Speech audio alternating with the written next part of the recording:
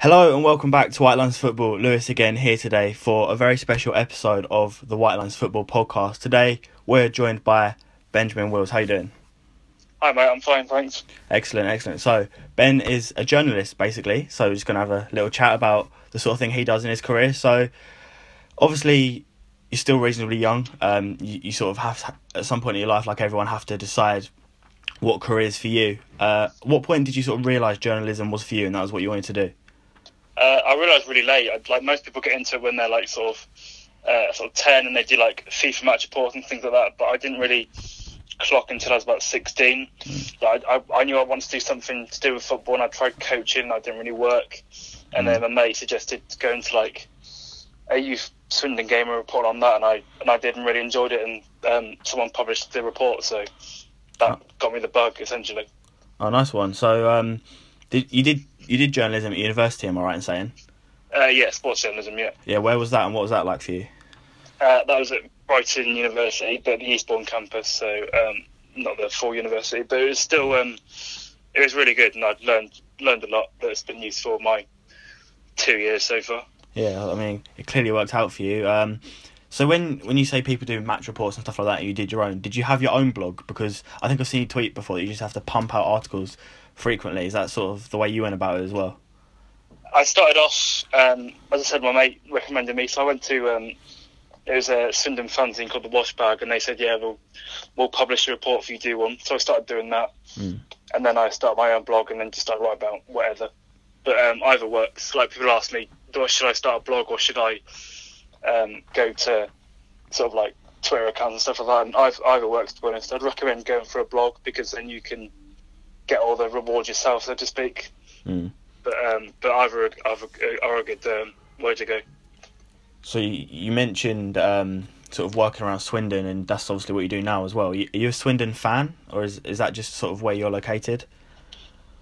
Yeah, I was born in Swindon, so I'm also a Chelsea fan, but I've always kept an eye on Swindon, and I report on them now. So yeah, I'm sort of fan-turned journalist, so to speak. I spoke to a groundsman that's a Charlton fan, and he sort of worked at Charlton, and he said working for the club sort of drew him away from the club. But is it different, do you think, for a journalist, because you're sort of more involved in what the ins and outs are, or do you think it does have a negative effect or more of a positive one? It's kind of mixed. I still want them to do well, and obviously I still root for them, but I've still got to be impartial. So although I'm reporting from a Swindon perspective, I can't sort of cheer in the press box and things like that. But Swindon winning means I get to speak to a happier manager at full time, so I still want them to do well. Yeah. So what does it entail? Is it literally just sort of what you do, talking to the manager and players, or like I'm assuming there's a lot more to it? During the week I do 9 to 5, so covering any sort of news that happens, and then on a match day it'll be a match report, player ratings, and then live Twitter and speak to the manager and a player afterwards. Yeah, obviously it's deadline day today, and as far as I'm aware, Swindon have brought in a couple of lads on loan. Do you want to talk to me a little bit about that? Yeah, we've signed 2 players on loan from Derby, Timmy Elsick and remember the other one. But yeah, this is the problem with covering Swindon, that these players sort of like come out of nowhere, and you sign like some academy kids on loan. So yeah. I'll get to see them on Thursday and Saturday, so I'm looking forward to that. Yeah. You talk to the manager. I'm assuming he recognises you. Do you have a good relationship with him, or is it just a professional sort of thing?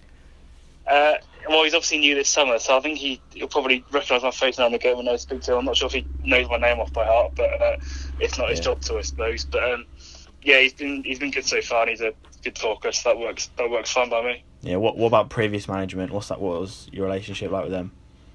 Again, Luke Williams was a perfectly nice chap, but the problem was that Swindon lost a lot, so I was always asking like difficult questions. So he probably wasn't the biggest fan of me come the end of the season. Did you think it was harder sort of covering Swindon, obviously relegated last season? I mean, obviously the manager gets harder questions, but was it harder for you sort of getting poor results every week? I cover the match the same. It was just difficult speaking to a very depressed manager at full time every week, and obviously it was my first year as a journalist, so it wasn't very fun covering a relegation year, but I'm hoping, but it's still okay to do and still fun to do, but yeah, obviously fans I still them being upset a lot of the time, which is not great.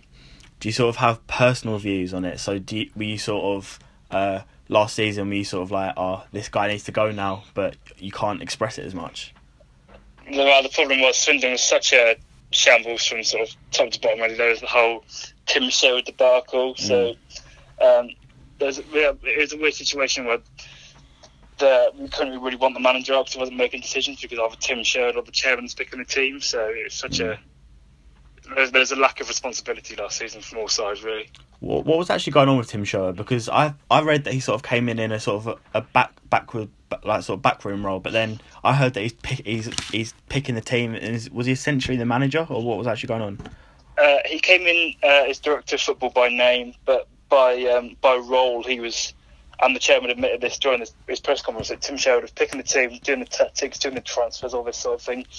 A manager, basically, but he wasn't called the manager. Yeah. And then about February time, he claimed no responsibility, saying that I've walked away from this now and I'm not doing anything. But then there's also reports that he was still doing that even when he said that. And then Swindon got relegated on the penultimate day of the season.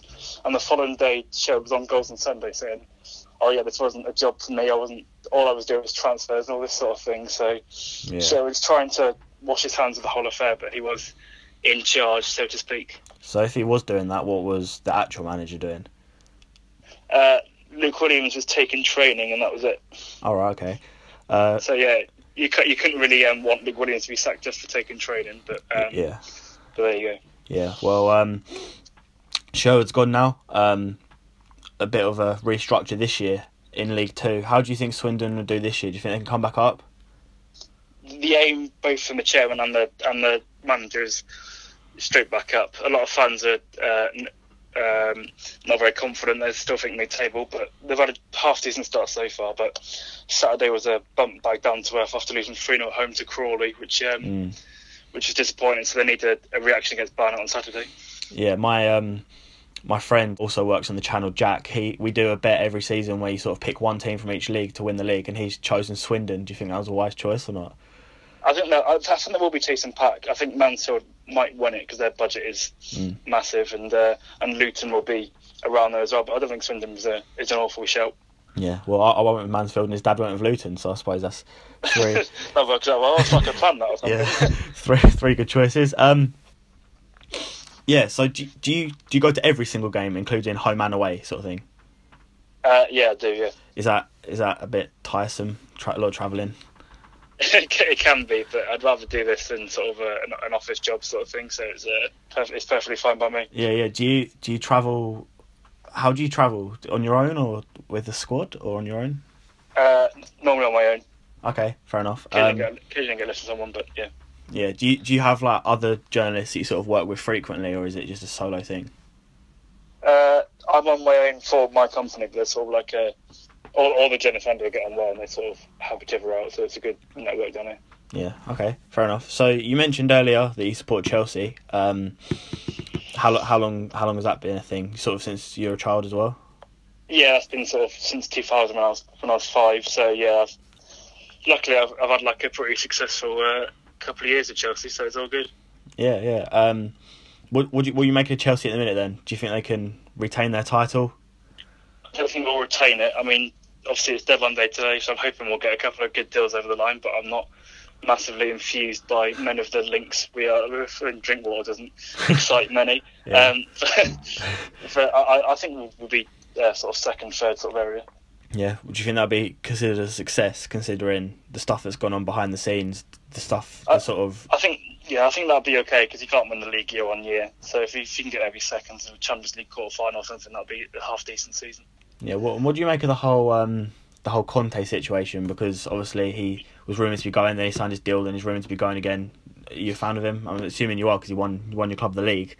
Yeah, I love Conte. It just doesn't seem to get much backing from the board. Like even they don't tend to sign players that he's particularly infused by and all this sort of thing. So he's always sort of wrangling with them. And if you're not backed by the board, then you're entitled to go, basically.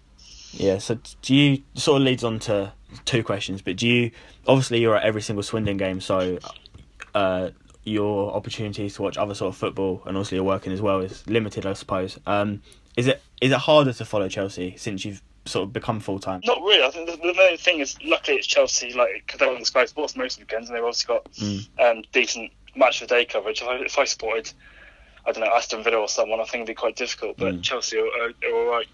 Do you find it harder to follow general football, or is that okay? Just do it in your free time. No, that's not too bad, because obviously I finish on a Saturday about 5:30, and I'll be home for 6, so I can get the majority of the late kickoff. Yeah. And then obviously Sunday I'm pretty quiet, so yeah, I still do alright in that regard. Yeah. You say you're 9 till 5. Is that what sort of days is that in a week? That'll be Monday to Friday, and then Saturday will be the match day, and Sunday will be a day off.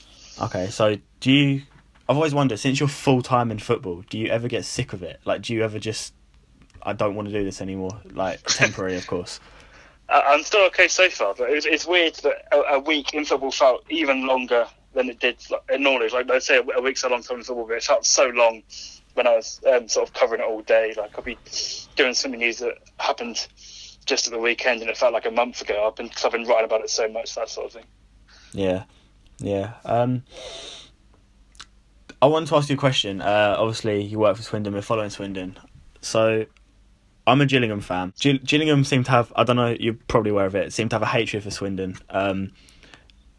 They have a chant about hating Swindon, something that happened in the tunnel a while ago. From a Swindon perspective, is there a view of a rivalry with Gillingham, or is there nothing of it?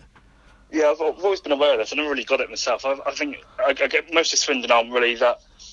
They wouldn't call Gillingham a rival, but when Gillingham comes around on the fixture calendar, there's more banter than there would be on a normal match day, for example, with that sort of thing. But it's not in the same league, even close to Oxford, the Bristol clubs, Reading, etc. Yeah, no, that's fair enough.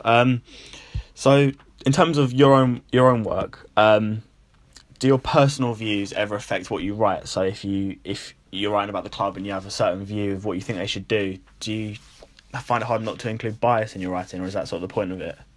No, I don't think it is, or I don't think I do anyway. You'll have to ask the fans on that one, I think. But I cover news, on a cold basis. Like, I cover it as it happens rather than how I should see it. But occasionally I do the odd column and write, we should do this sort of thing. But I don't let it affect my writing or my questions to the manager. For example, it's deadline day. I can ask the manager, are you looking to sign a player that I want to sign? But I don't do that. I just ask him if he's like confirming rumours and that sort of thing. Yeah. Do you, when you're asking manager questions in the press room, do you have to battle with other journalists to get your questions in, or is it structured in a way? It's quite settled, actually. There's a nice way of doing it. The radio, there's normally 3 of us. There's normally the radio, the local paper, and myself. So the radio will go first because they've got a deal, and they'll go on for about 5 minutes, and the paper will go for 2 minutes, and I'll get 2 minutes. So it's pretty it's pretty nice, and there's no sort of scramble for it. Is it sort of set that you get 2 minutes, or is that just sort of how long they fancy you getting? So do you have to sort of cram questions in 2 minutes, or is that different? Kind of. You're not under against the clock, but eventually the press officer will give you the wind up and say, "All right, that's enough now." Because Flitcroft's got better things to do, so you haven't. I reckon we get about 10 minutes max from the manager, 15 on a good day, so it's not that long at all. Okay, so when you see sort of Premier League clubs, etc., there's loads and loads of people sort of from Sky Sports, etc., in the press room. I've seen the press room at Gillingham a couple of times. It's a lot smaller. Is how many people are in the room when you're sort of doing that after a game? There's about 20 or so in the room, just of there'll be one national, but they won't ask any questions. They'll just sort of sit in the background and copy any quotes that they find interesting and that sort of thing. But there'll only be 3, as I said, actually asking questions. Yeah. What do you use to record it? Do you sort of use a voice recorder, or do you write it down, or what? I used to use my dictaphone, but it's not actually that good, so I just use my phone now. I've got a phone recorder up, so that sort of does it. Yeah, fair enough. So, just straight up about what you do. What are the main pros? It's just fun to do, to be honest. I mean, you get people that do horrible jobs that they don't want to do, and I get paid to watch football and sort of things like that. So I really can't complain with what I do. Yeah, like you say, you don't have to do an office job. But what are the cons of it? Like I said, I mean, you said you haven't experienced it yet, but sort of getting annoyed at football, you said you haven't experienced that yet. But do you have any other cons that stick out for you? I think it's. You lose your weekends. I mean, that's probably the first thing. But even I can live with that. To be honest, it's worth it. Yeah, do you ever sort of, I mean, from a Gillingham fan's perspective, I've often, especially the last couple of seasons, always struggled. I've sort of been like, oh, obviously you want to go to the game, but you're sort of not really looking forward to it. Do you ever get that and you're like, I have to go to the game, but I'm not looking forward to it? I almost felt like that last season, but I still enjoyed it because it's better. It's just better than something to do, really. I'd be going to the football anyway, so Yeah. it's good to be there, and I get a decent seat, so it's all right. Am I right in saying you had a season ticket at Swindon before you started working around it? I was a season ticket holder for 2 years, yeah, and then I had to stop going to that because I did uni, and then I've come back and gone straight into a job, so it's okay. So yeah, I was a season ticket holder for a bit. Okay, fair enough.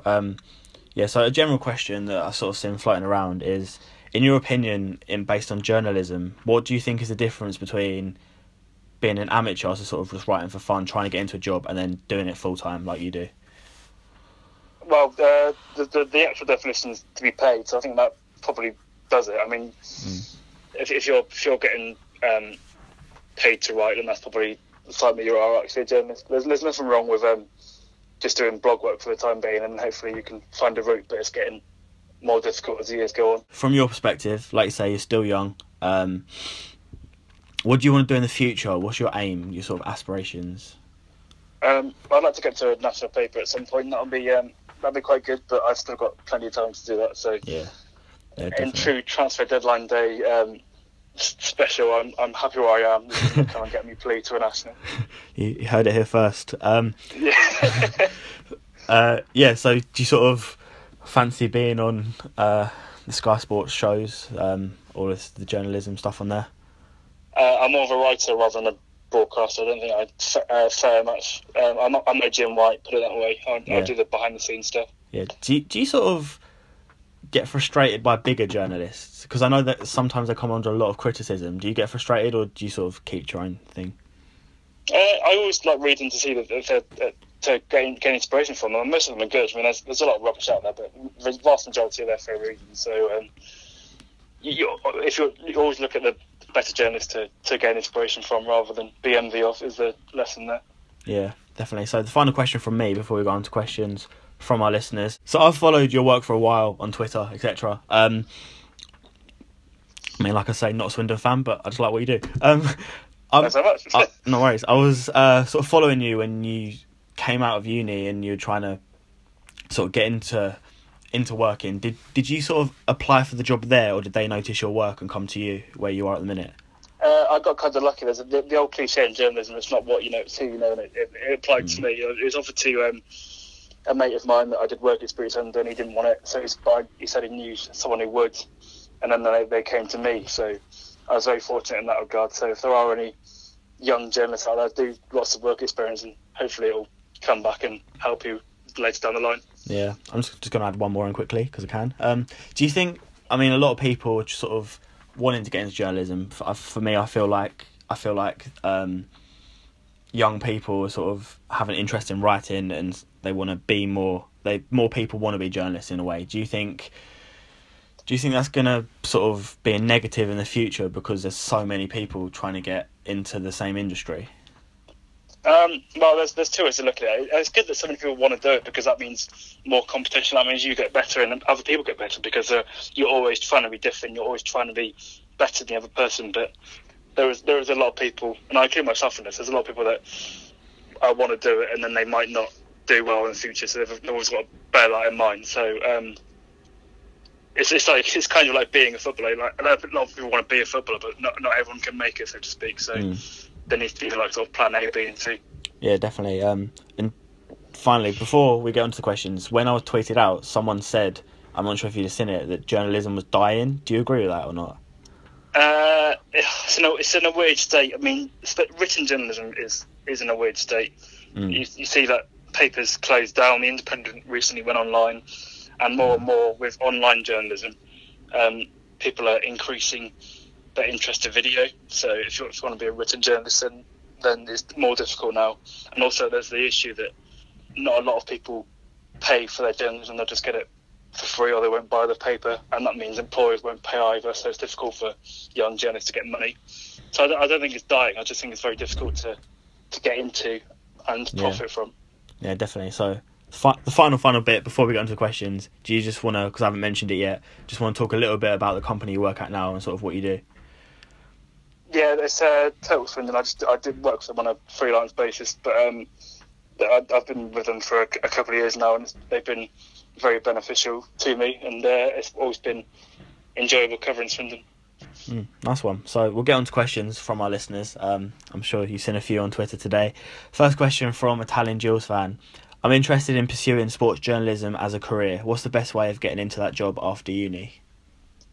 I've kind of touched upon it with earlier questions. It's just sort of do as much work experience as humanly possible. Don't worry if you don't get into it straight. Like I was very fortunate in the fact that I came straight out of uni and got offered a job. I can't imagine that is very that happens a lot. So just try and write as much as you can. Try and do as much work experience as you can, and eventually, hopefully, someone will give you a shot. Yeah, nice one. Next up from FOM blog. How much do you think sports journalism has changed over the past 5 years?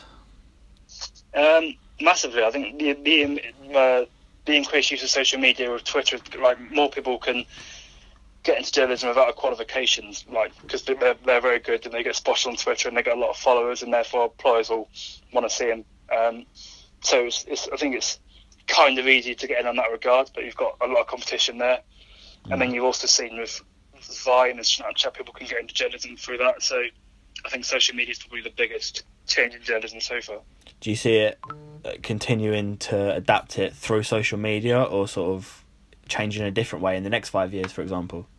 There will always be something new, and you should go back years. Like it started off with radio and then television, and there's always newspapers, and newspapers are still going, but newspapers might die out, and there might be a new online medium or whatever. So it can always change. You've always got to be able to adapt. Yeah, very true. Next question from, I'm assuming, a friend of yours. I follow Div's work as well. John McKenzie. He says, "So Ben, what do you think of the proliferation of narratives in the modern game?" Yeah, John's got a thing with narratives that the media are quite lazy with their narratives. He's got a point. We did a podcast with Chelsea the other week or so, and we were talking about most of Chelsea's narratives are sort of on the right lines, but they're sort of exaggerated. So that's probably a general theme with most of the media's narratives. Yeah, and next question from him: Why have you still not invited me to watch Swindon? I'm working on it. It's not massively easy to get someone in from someone who doesn't cover Swindon to do it. So I'm working on it, mate. Don't worry about that. There we go. Final question then from our listeners, from Harry Allen GFC. We've sort of touched on it, to be fair. How enjoyable is sports journalism? So maybe on a scale of 1 to 10, maybe? I'd have to go 9.5. I mean, the only half I drop off is probably just the stress of a match day. Even though it's enjoyable, it's stressful because I've got to have like a match report and player ratings and all this sort of stuff out like 5 minutes after the whistle. So it's when a late goal goes in and that sort of thing, it's quite mad. But yeah, it's brilliant. I'd highly recommend it. When I've been following, like, supporting Gillingham, I find that the match report seems to come out literally, yeah, like you say, seconds after the match actually finishes. Do you sort of write it along the way, or do you just put it all together after the full-time whistle? Yeah, you do it as the match goes on. I don't start until about an hour, because some people start at half time, but if the game's 0-0 at half time, there can easily be another 1, 2, 3 goals in the second half. You've got to completely delete what you've done at half time. So with an hour gone, you get a rough indication of where the game's going. The team might be 2-0 up or 1-0 up, and then if they get a goal, you can change it later on. But yeah, it needs to be constantly updating. So, for example, I did Crawley on Saturday. Swindon went 1-0 down in the first half, so I did a bit at half time preparing for the inevitable loss, and then Crawley scored 2 goals in the last 10 minutes. So I had to type madly at the last 10 minutes just to update it to 2 and 3-0. So yeah, you always need to be writing as you go along. Are you ever writing and then you miss something that happens and you have to ask someone what happened? Because I know I'm not sort of at the standard of you yet, but when I do my videos at Gillingham games, I sort of sometimes I'm doing a bit of my video and I'm like, oh, just missed something. Does that ever happen with you or not? Yeah, every week. Every week, mate, honestly. Don't worry, you'll be doing that live Twitter, a chance it's just gone, and then you'll look up and someone's crossed the ball and you're like, who crossed that, and that sort of thing. So yeah, all the time. Yeah, fair enough. So final question from me then. obviously I'm doing this channel, sort of trying to grow my own company on YouTube. I suppose it's sort of a way of journalism, covering stuff. I know it's a bit different to what you do. Do you have any advice for me and sort of the people I work with of what we should do going forward? I'm not really sure of YouTube because I've had no experience of it, but all I can say for journalism on the whole, and what I've said in the earlier on, is just do as much of what you do as you can possibly do. Like, it's simple advice. The best advice I ever got was from Henry Winter, which just said, "Write until your fingers bleed." So if you do that, and you will get better, and you'll find what you're good at and that sort of thing. So just whatever you're doing, carry on doing it. I just want to point out, if your fingers are bleeding, you should probably stop writing. But no, just carry on. There we go. Hear it from the professional. But anyway, that brings an end to the podcast. Thank you very much, Ben, for coming on. I really do appreciate it. That's all right. Thanks so much for having me. No worries. So I'll leave a link to Ben's work, or probably just his Twitter. Is that the easiest way to get access to your work? Yeah, Twitter will be very easy, fun. Okay, I'll leave a link to Ben's Twitter in the description below. Thank you very much for listening. I hope you did enjoy it. Please remember to like, subscribe, and I'll see you next time. Goodbye.